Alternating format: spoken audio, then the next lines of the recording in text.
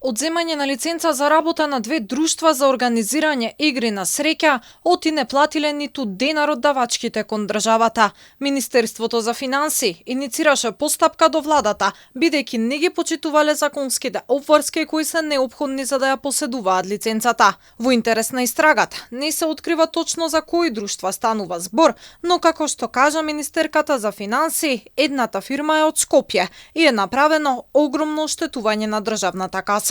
Кај двете друштва е констатирано дека не ги почитувале законските одредби кои што се однесуваат на исполнување услови за поседување лиценца. Односно, констатирано е дека не се платени давачки утврдени со Законот за игри на среќа и за забавните игри и Законот за данок на личен доход. Меѓу нив се посебните давачки, како и данокот на личен доход од исплатени добивки на игри на среќа и други неправилности. Фирмите се основани, барем едната, значи во детали ја истражувавме, за другата малку пократок временски период, сакав побрзо да бидеме во согласност со законот.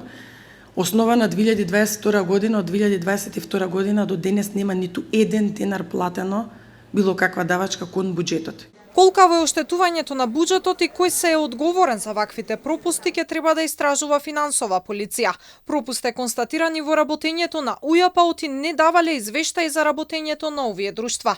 Од финансии побарале да им биде доставен записник уште во јули 2023 година, но повратен одговор во министерството стигнува дури откако управата добила ново раководство.